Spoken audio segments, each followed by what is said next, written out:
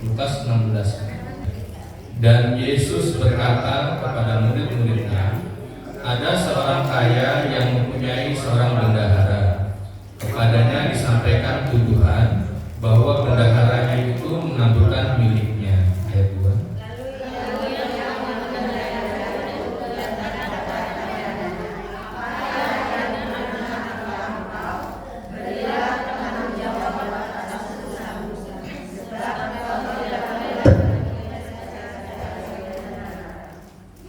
Kata bendahara itu di dalam hatinya, apakah yang harus aku perbuat?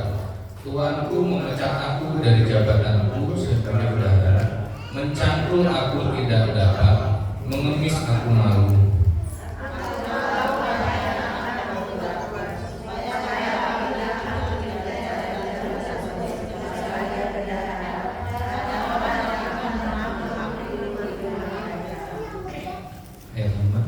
Lalu ia memanggil seorang demi seorang yang berhutang kepada tuannya.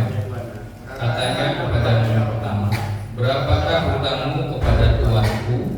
Jawab orang itu, 100 rupiah. Lalu katanya kepada orang itu, inilah surat hutangmu.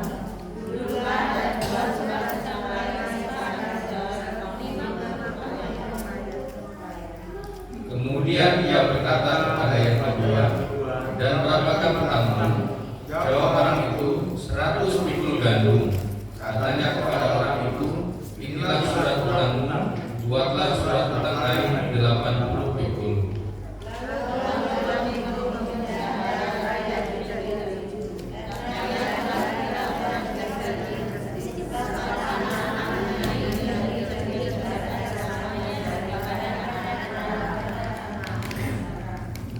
Dan aku berkata kepadamu, ikatlah persahabatan dengan mempergunakan mamon yang tidak jujur, supaya jika mamon itu tidak dapat menolong lagi, kamu diterima di dalam kemah abadi.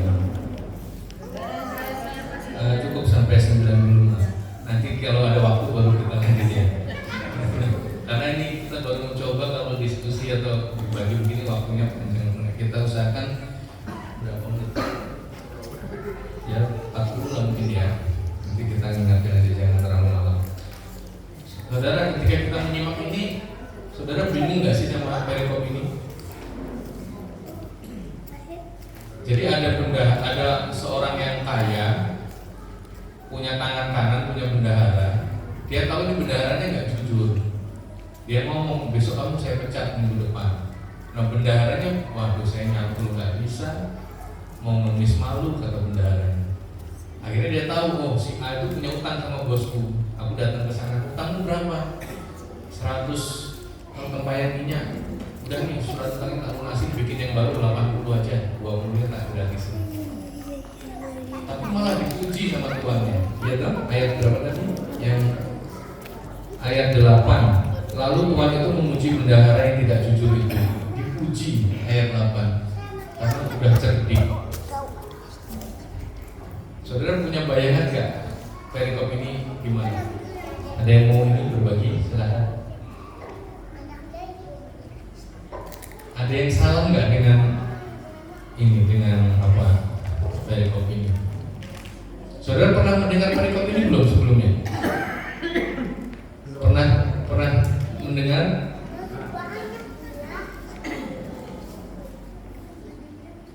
Oke, jangan lanjut dulu. Ada tanggapan nggak? Mas Eko, apa yang disampaikan Pak Anu?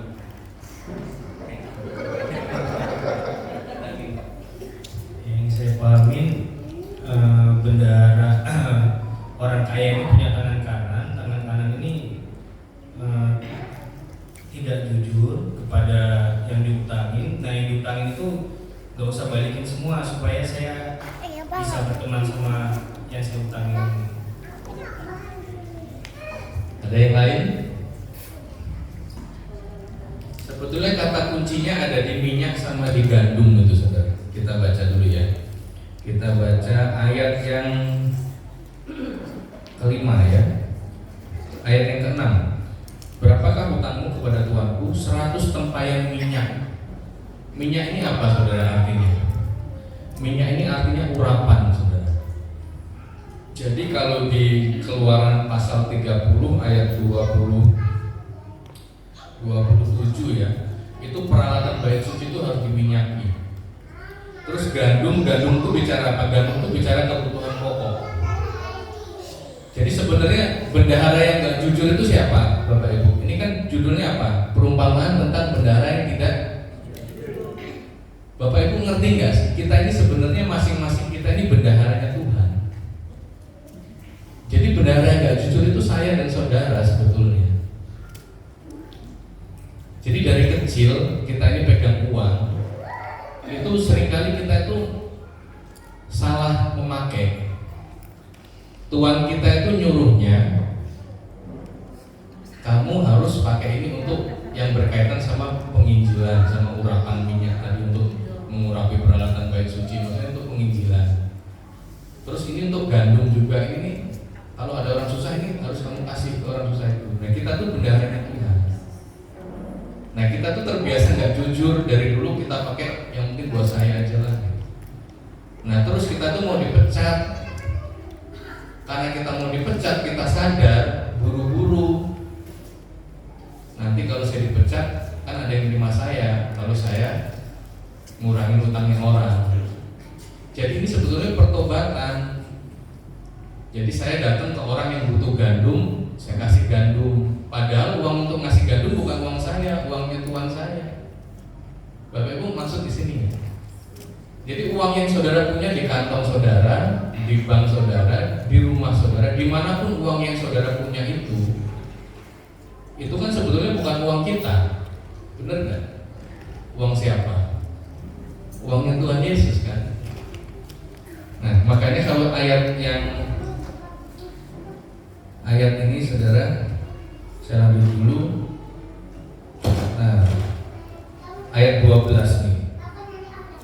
Dan jikalau, ini ayat 12 saya bacakan ya. Dan jikalau kamu tidak setia dalam harta orang lain, siapakah yang akan menyerahkan hartamu sendiri kepadamu? Misalnya nih, Mas Eko punya motor apa Mas Eko? Motor Beat itu punya siapa? Punya siapa coba? Punya Mas Eko. Seandainya Mas Eko sudah nggak ada, motor Beatnya punya siapa? Punya istrinya. Seandainya istrinya sudah nggak ada, motor Beatnya punya siapa? Jadi sebenarnya hartanya orang lain itu motor Beat Mas Eko. Jadi ayat 12, jikalau kamu tidak setia dalam harta orang lain, siapakah yang akan menyerahkan hartamu sendiri kepadamu? Hartanya Mas Eko sendiri itu nanti di surga. Yang di sini itu hartanya orang lain. Semua yang baju yang Bapak Ibu pakai itu ya, itu hartanya orang lain. Kalau Bapak Ibu pergi, bisa saja itu sama istri Bapak Ibu kasih ke orang lain. Baju loh, baru baju. Jadi kembali lagi ke yang atas dulu ya, karena kita janjian tadi kalau waktunya nggak sempat nggak usah sampai bawah. Jadi ada tanggapan dulu enggak? Saya ingin saudara menanggapi loh ini. Jadi luar biasa loh peribahasa ini. Kalau dibaca kita aja bingung kita. Orang nggak jujur kok dapat penghargaan dari tuannya. Nah ayat 9 ya. Dan aku berkata kepadamu, ikatlah persahabatan dengan mempergunakan mamon yang tidak jujur, supaya jika mamon itu tidak dapat menolong lagi, kamu diterima di dalam kemah abadi. Kemah abadi itu surga kan. Jadi saudara sekarang pegang uang, bukan uang saudara, uangnya Tuhan. Terus saudara datang ke orang yang nggak bisa makan, saudara kasih makan. Itu artinya udah nih 20 pikul gandumnya tak kasih aja, padahal uangnya Tuhan juga. Nah dengan uang yang kita mainkan itu menolong kita masuk ke kemah abadi.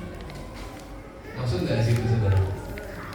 Sekali lagi yang dipakai itu bukan uang saudara, uangnya Tuhan kita tuh bendahara yang dari dulu nggak jujur. Terus kita tahu kita ini mau dipecat, udahlah utangnya orang tak kurangin, pakai uangnya bendahara itu nggak apa-apa lah, pakai uangnya bosku lah gitu. Jadi saudara ngerti ya, mulai sekarang coba kita pakai uang kita, anggap aja kita ini mau dipecat. Jadi seberapa kita punya uang, 1.000, 2.000, 3.000, kalau punya ngeliat orang susah kasihin. Hitung ini saya dulu sembarangan pakai uang, sekarang ini gandummu kasih, supaya nanti kalau uang itu nggak ada gunanya lagi, saya udah masuk ke supaya jika mamon itu tidak dapat menolong lagi. Kalau saudara udah meninggal, uang saudara nggak bisa menolong lagi kan? Supaya jika mamon itu tidak dapat menolong lagi, kamu diterima di dalam kemah abadi. Ya kalau dipikir-pikir, oh bukan uang kita juga, uangnya Tuhan Yesus. Ya udahlah untuk mengurangi utang orang gitu. Saya minta tanggapannya. Atau yang lain, nanti mic-nya diberikan. Apa gimana beratnya? Nggak masuk.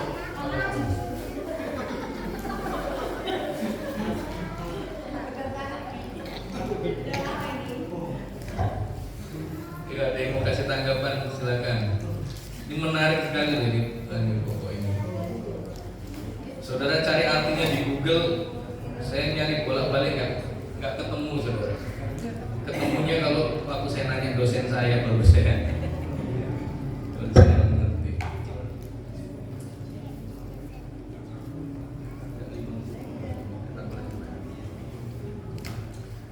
Kita sambung dulu deh kalau ini supaya nanti ada tanggapan. Dari Matius pasal 24 ayat 1. 24 ayat 45, Bang. 24 ayat 45. Ini berhubungan. Saya baca ya, saudara nyimak. Siapakah hamba yang setia dan bijaksana, yang diangkat oleh tuannya atas orang-orangnya untuk memberikan mereka apa? Makanan pada waktunya. Berbahagialah hamba yang didapati tuannya melakukan tugasnya itu ketika tuannya itu tugasnya itu apa? Yang atas tadi memberi makan. Coba saudara amati ini. Matius 24, 45, 46. Siapa sih hamba yang setia dan bijaksana diangkat tuannya untuk memberikan orang-orangnya, untuk memberikan mereka makanan? Berbahagialah hamba yang didapati sedang melakukan tugasnya itu. Jadi kita ini hamba-hambanya Tuhan Yesus, dikasih tugas, disuruh ngasih makan orang sebetulnya. Jadi saudara bersyukur kalau melihat orang kekurangan, saudara punya uang sedikit-sedikit, berikan. Karena ayatnya jelas itu, berbahagialah hamba yang didapati tuannya melakukan tugasnya. Tugasnya apa? Ya ayat atasnya, memberikan mereka makanan. Jadi kita mulai dari komunitas kita, dari GKMI Agape, ya kita majelis berusaha mendeteksi siapa yang kira-kira perlu dibantu melakukan. Nah, selain itu yang secara pribadi melihat orang susah, ya kita harus kasih makanan, itu saudara. Jadi gandum tadi bicara tentang makanan ya, yang Lukas tadi ya. Ada tanggapan? Silahkan, pertanyaan boleh. Kalau bisa jawab ya. Berarti kan ayat itu mengatakan gandum makanan. Nah, yang saya tanyakan, seberapa penting makanan untuk penginjilan itu?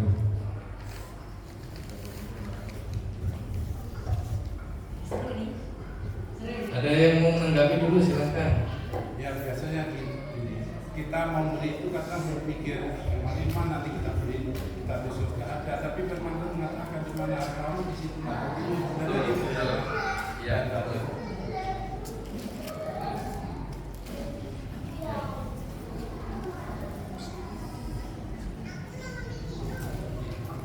Betul. Di mana hartamu di situ. Kalau saudara punya motor baru, ya hatinya mungkin di situ ya.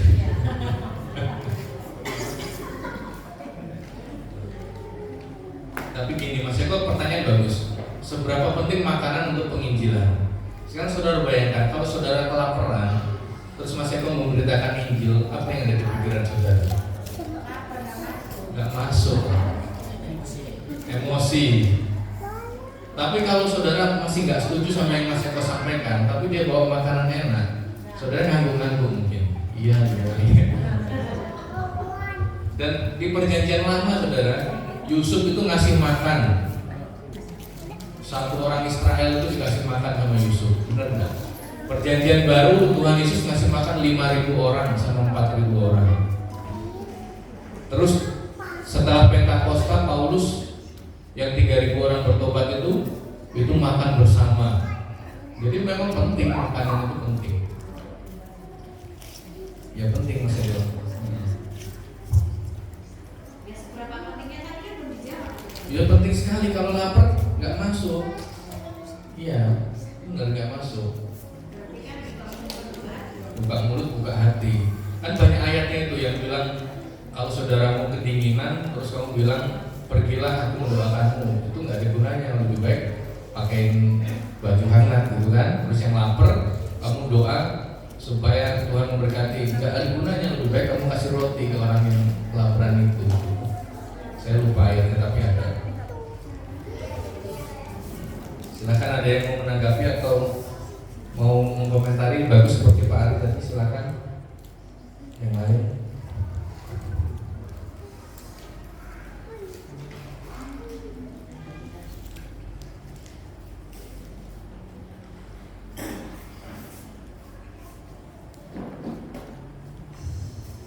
Saudara, sebetulnya kita tuh harus setiap hari menyadari kita tuh bendaharanya Tuhan. Itu benar, kita itu bendaharanya Tuhan. Mau kita dipercayain uang banyak, mau dipercayain uang sedikit, kita tetap bendaharanya Tuhan. Dan Tuhan tuh pernah berkata begini kepada seorang muda yang kaya. Orang muda kaya datang kepada Tuhan. Tuhan, apa yang harus aku perbuat supaya aku dapat hidup kekal? Tuhan bilang apa? Jual harta. Pertama Tuhan bilang gini, apa yang ada di kitab Taurat lakukan. Terus orang muda ini bilang, semua udah aku lakukan. Artinya semua, nggak makan babi, nggak makan ini, pokoknya semua. Persembahan sulung, perpuluhan, semua pokoknya udah dilakukan. Terus dia semua itu udah aku lakukan Tuhan. Apalagi yang harus aku lakukan? Terus Tuhan ngomong, kalau kamu mau sempurna, jual semua hartamu, bagikan kepada orang miskin. Sebetulnya dari zaman perjanjian lama dulu juga saudara, itu bukan 10-20% yang Tuhan suruh, tapi 100%. Sampai dengan hari ini pun Tuhan tuh minta kita tuh 100% semua. Jadi saudara, 100% dari hidup saudara itu waktunya saudara, pikirannya saudara, materinya saudara, kesehatannya saudara. 100% itu sebetulnya itu semuanya untuk Tuhan. Bukan berarti nggak boleh kerja. Saudara kerja, giat, sungguh-sungguh, yaitu untuk Tuhan namanya. Ayat 10, 1, 2, 3. Barang siapa setia dalam perkara-perkara kecil, ia setia juga dalam perkara-perkara besar. Dan barang siapa tidak benar dalam perkara kecil, ia tidak benar dalam perkara besar. Yang perempuan?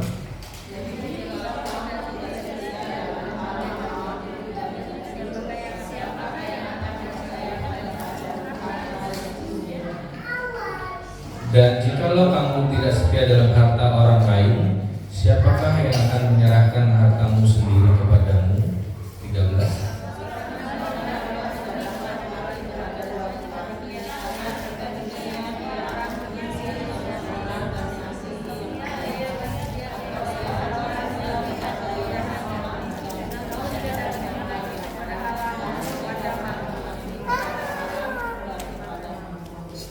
Semuanya itu didengar oleh orang Farisi, hamba-hamba uang itu, dan mereka mencemoohkan dia.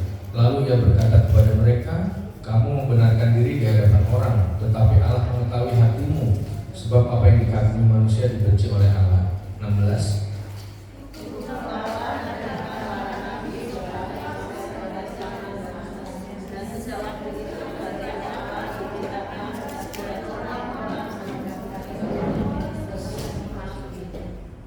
Lebih mudah langit dan bumi lenyap daripada satu titik dari hukum Taurat batal.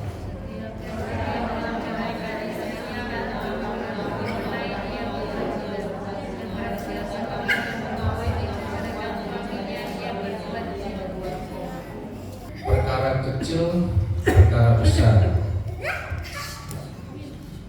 Dulu saya pikir ayat ini berkata kalau kamu belum bisa mengelola uang 100.000, kamu gak akan dipercaya mengelola uang 1 juta. Itu yang ada di pikiran saya sampai beberapa tahun yang lalu. ternyata bukan itu maksud ayat ini. Maksud ayat ini tuh gini. Perkara yang kecil itu apa, saudara? Perkara yang kecil ini tentang dunia. Tentang dunia. Perkara yang besar ini tentang surga.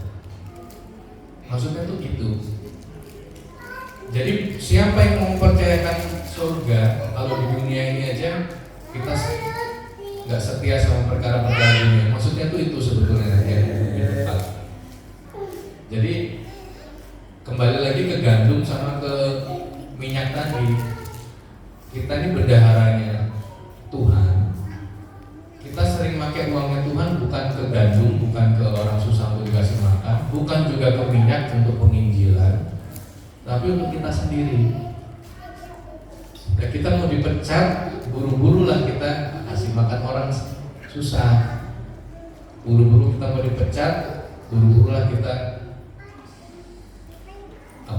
penginjilan. Pecat ini artinya macam-macam. Anggap aja lah, kita dikasih tahu 2 tahun lagi umurnya, misalnya saya dikasih tahu misalnya, ya 2 tahun ini uang yang dari Tuhan, uangnya Tuhan juga, pokoknya untuk mengurangi gandum, ngasih gandum orang, ngasih minyak, itu maksudnya kan. Jadi sekali lagi harta yang besar itu perkara besar, perkara surga. Yang perkara kecil, perkara dunia, itu maksudnya di situ. Kita lanjut ayat 11-nya. Kalau kamu tidak setia dalam mamon yang tidak jujur, ini sama artinya dengan yang 10 tadi. Siapa yang mempercayakan kepadamu harta yang sesungguhnya? Harta yang sesungguhnya mana? Ya nanti di surga. Mamon yang tidak jujur apa? Ya sekarang. Uang saudara, waktu saudara, kesehatan saudara, semua. Lanjut ayat yang ke-12. Ayat 12 ya. Dan jikalau kamu tidak setia dalam harta orang lain, harta orang lain ini apa? Ya kalau Mas Eko tadi, motornya Mas Eko itu hartanya orang lain, rumahnya Mas Eko, ya kan? Mas Eko ini paling lama nempatin rumahnya ini paling lama ya 70 tahun lagi. Lama. Tapi rumahnya 70 tahun lagi masih bagus nggak? Masih pasti. Mas Eko paling lama nih, maaf ya, 70 tahun lagi nih. Doa saya udah ini kan 70. Lah ya aku datang lebihin supaya jangan tersinggung.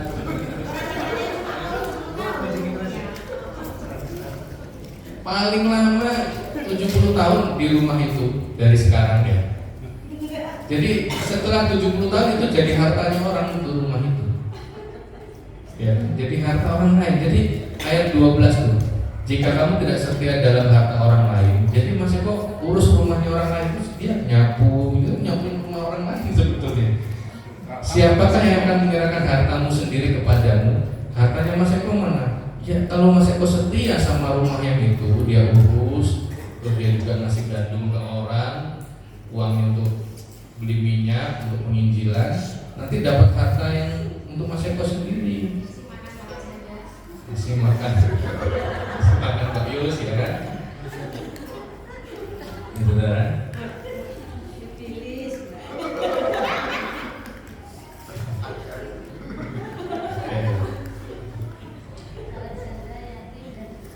Nah kita lanjut ayat 13. Gak apa-apa kita santai tapi kita paham kan saudara? Mas Edo saya itu cuma dikasih uang 10.000, punya sisa uang cuma 10.000. Ya 10.000 itu bisa jadi untuk ngasih makan anak saudara, makan yang bergizi. Itu udah gandum juga itu. Jangan saudara pikirin ngasih gandum ke orang lain kalau anak saudara tahu hari itu belum makan, jangan. Ya saudara ya. Jadi nggak melulu Mas Doni saya susah suruh ngasih gandum ke orang. Nggak gitu maksud saya. Sesuai dengan berapa harta yang Tuhan titipkan. Ayat 13 saudara ini menarik nih. Seorang hamba tidak dapat mengabdi kepada dua. Saudara mengabdi kepada berapa tuan? Satu apa dua?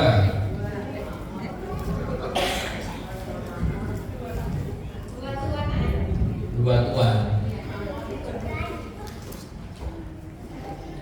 Saudara, kalau bicara Tuhan ini saya nggak bisa sedikit nih waktunya jam berapa ini?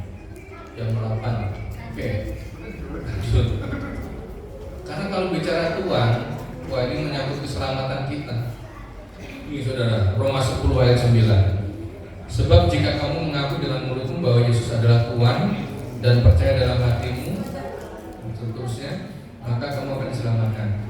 Saya pernah menyampaikan nggak kalau Tuhan dan Tuhan ini sama? Masih ingat nggak, saudara? Karena yang namanya Allah, sesembahan itu banyak sekali, saudara. Saudara punya apapun bisa jadi Allah buat saudara. Ya. Bisa, semua bisa jadi Allah buat saudara. Jadi gini, saudara. Kita buka nih ya. Roma 10 ayat 9.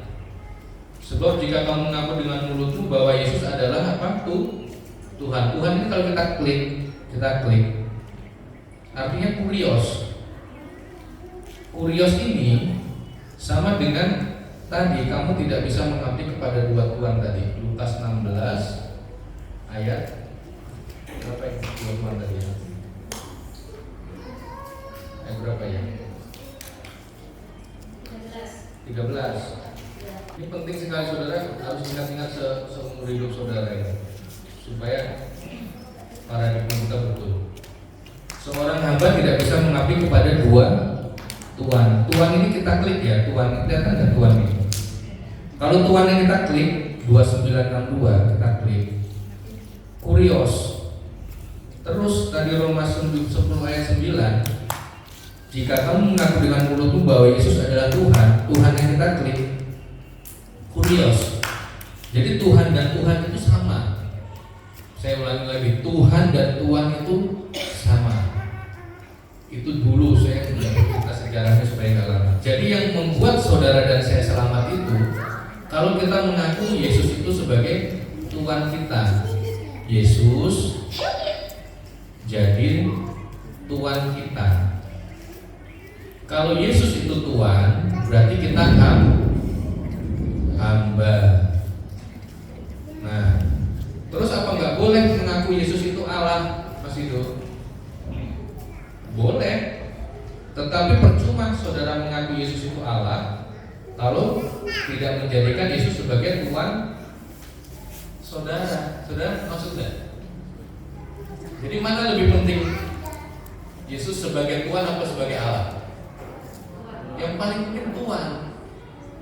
Tetapi kita dengan iman, saya tahu Yesus itu Allah, bukan saya menolak. Tapi percuma saya mengaku Yesus itu Allah kalau hidup saya nggak jadikan Yesus itu Tuhan saya. Itu loh maksudnya. Maka ada yang menarik ketika kita melihat di Yakobus pasal 2. Yakobus pasal 2 ini luar biasa ini.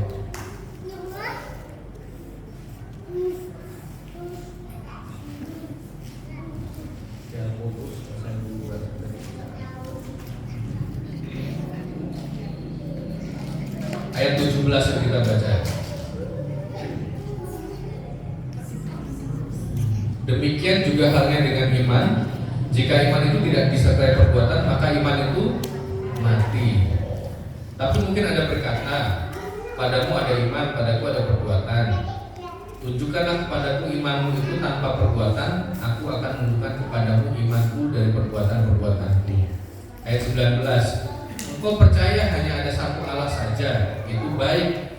Tetapi setan-setan pun juga percaya akan hal itu dan mereka gemetar. Jadi saudara percaya Yesus itu Allah, ya buat apa setan juga percaya Yesus itu Allah?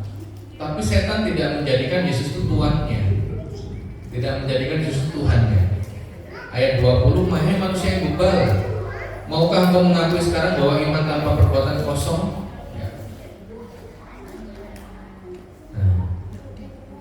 Lanjut ke ayat 24.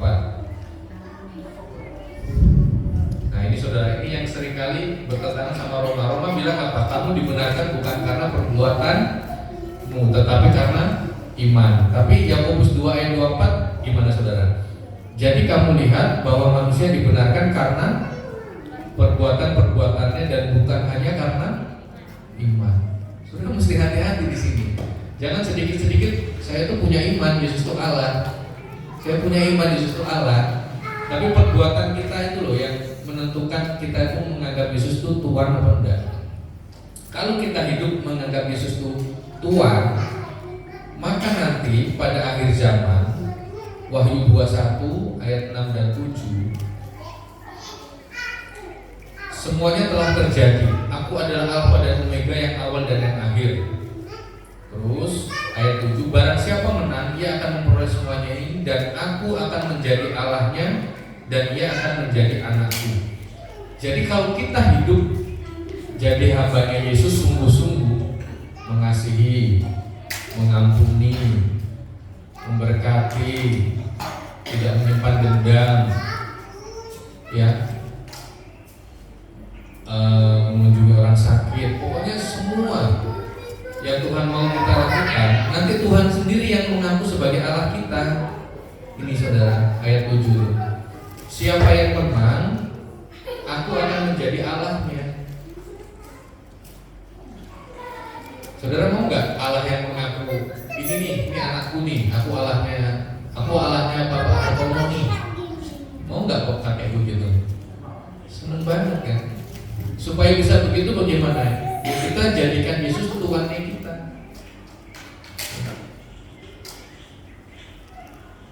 Ini luar biasa loh ini. Seringkali kita sibuk memaksa orang lain menganggap Yesus itu Allah. Penginjilan kita selalu begitu. Saya amati dari zaman dulu, pasti orang Kristen ini selalu berusaha bagaimana orang di luar itu percaya Yesus itu Allah. Tapi kita kurang menekankan bagaimana Yesus itu Tuhan di dalam hidup kita. Saudara bisa nggak membayangkan kalau semua orang Kristen ini, semua ya, seluruh dunia, orang itu mudah mengampuni, jujur, nggak mau korupsi, semua yang standar Kristen dilakukan oleh seluruh orang dunia ini, perlu nggak penginjilan repot-repot? Enggak loh, saya yakin loh. Wah, semua orang Kristen kok nggak ada yang berpisah. Wah, semua orang Kristen, maaf ya kalau ada yang berpisah nggak apa-apa, itu masalah dulu. Kalau semua orang Kristen kok mengampuni dan seterusnya, nggak susah, agak hilang. Ya kan, benar? Masalahnya bukan cuma Kristen, malah crash time, sehari 10 kali crash ya, crash time gitu ya. Jadi saudara, ada tanggapan silahkan. Memperkuat iman kita masing-masing, terus kita ngerti mau ngapain sih kita jadi orang Kristen. Tapi firman mengatakan bahwa kita itu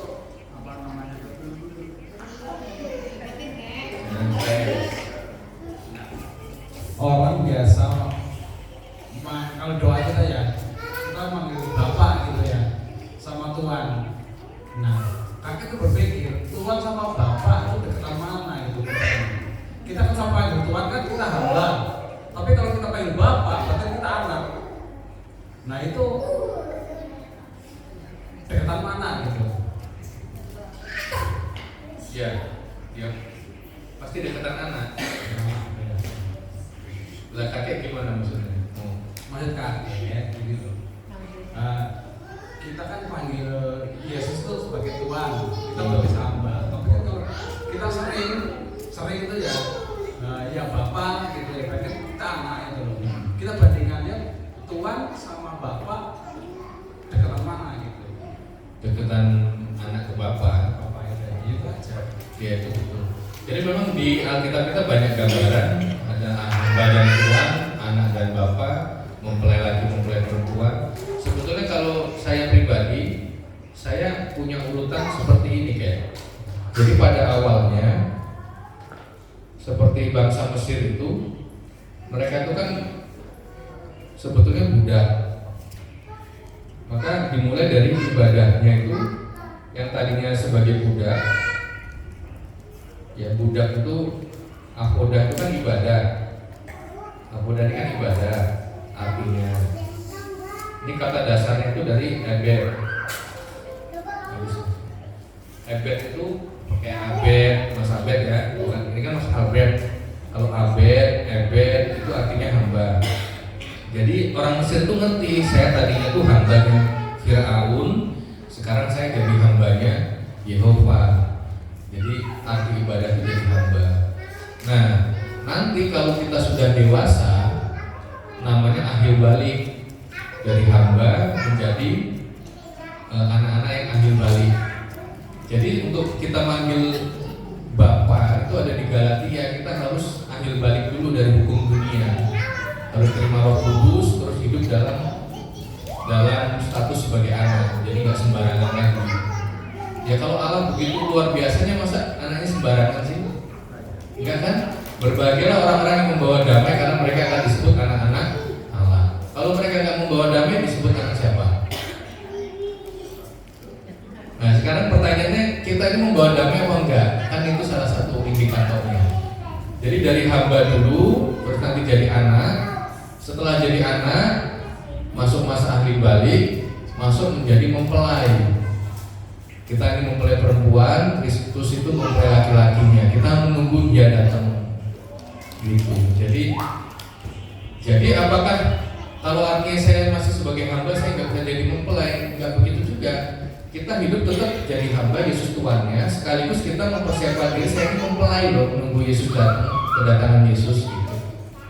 Jadi itu semua berbarengan. Sekaligus saya kalau berdoa, saya manggil Bapak loh, itu Bapak saya.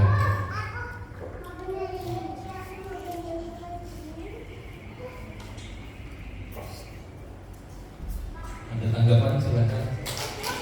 Ini menarik kalau sering kita diskusikan, lebih menarik. Oh, berarti kita jadi hamba dulu gitu ya. Setelah kita jadi hamba, kita balik langsung kita bisa jadi anak setelah di surga nanti gitu. Di sini sudah jadi anak. Sebetulnya itu berbarengan semua Kak Herman. Kalau kita jadi hamba yang benar, sebetulnya ya kita udah status sebagai anak. Tapi kenapa disebut hamba? Karena kita menuruti perintah Yesus itu, kita menuruti perintahnya untuk saling mengasihi, maka kita disebut hamba-hambanya Yesus. Nah, maka kita hidup dalam perintah-perintahnya terus sepanjang hari. Kita sebagai anak Allah yang membawa damai. Berbahagialah mereka yang membawa damai, karena mereka akan disebut anak-anak. Oke. Ini kan untuk kita semua pemahamannya dari kan luas. Jadi anak itu bisa dibilang anak itu sebagai status, tapi tindakan kita itu sebagai tuan, sebagai hamba. Kasih dong. Ya. Coba kalau diperjelas, dipertajam dengan ayat yang 13 itu. Lukas. Ya Lukas 15 ayatnya yang 13. Coba dikerucutkan, jadi maksudnya biar lebih paham. Itu maksud saya.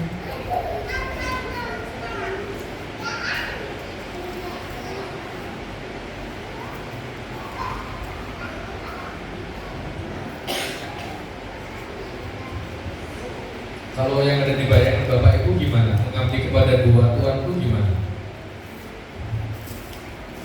Yang 13. Kata kuncinya ada di kata-kata terakhirnya. Kamu tidak dapat mengabdi kepada Allah dan kepada Mammon. Berarti dua Tuhan ini maksudnya satu Allah, satu Mammon. Jadi nggak bisa mengabdi kepada dua-duanya. Tetapi bisa menggunakan Mammon tadi, uang tadi, untuk apa? Untuk mengabdi kepada Tuhan Yesus. Jadi kita nggak bisa mengabdi kepada harta gitu loh, tapi bisa mengabdi kepada Yesus melalui harta kita. Gimana Mbak Yus? Ini kata-kata bawahnya nih. Kamu tidak dapat mengabdi kepada Allah dan kepada Mammon. Berarti dua Tuhan yang dimaksud itu ya harta dan Allah. Tetapi di ayat atasnya, kamu dapat mempergunakan Mammon. Ikatlah persahabatan dengan mempergunakan Mammon yang tidak jujur. Kenapa tidak jujur? Karena Mammon yang jujur itu nanti, harta kita itu nanti di surga. Yang sekarang kita pegang ini Mammon yang gak jujur, harta yang kayaknya punya kita padahal bukan. Gitu loh. Kayaknya punya saya, Tapi ternyata besok untuk beli sekolahnya, beli bukunya Moti, berarti sebenarnya itu uangnya Moti. Itu aja masih dekat hubungannya saya sama anak. Apalagi yang lebih jauh, misalnya kayaknya uangnya saya, tapi saya lihat orang sakit nggak tega, saya kasih uangnya ke dia, berarti itu hartanya dia sebenarnya. Ya saudara ya, harta saya sendiri nanti di surga nanti. Kalau di sini saya makainya benar, oh ini saya kasih ke yang di sana karena yang di surga nitipin hartanya untuk yang di sana. Kalau saya makainya benar, nanti saya dikasih hartanya yang beneran di sana gitu. Ya.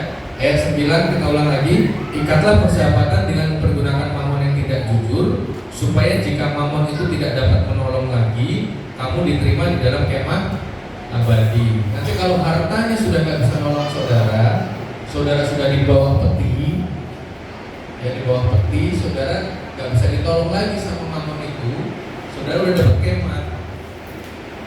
Maksudnya itu Pak.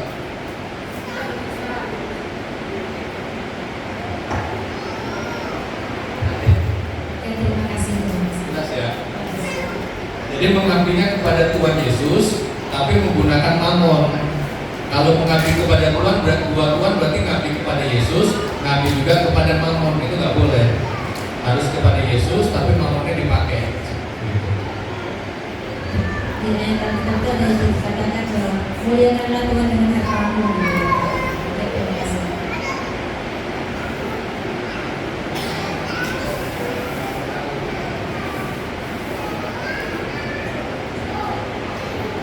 Yang penting malam ini kita ingat, kita ini disuruh mengasihi, mengampuni, memberkati, jangan ingin kesalahan orang, mengasihi dengan kasih agape, benar-benar tulus.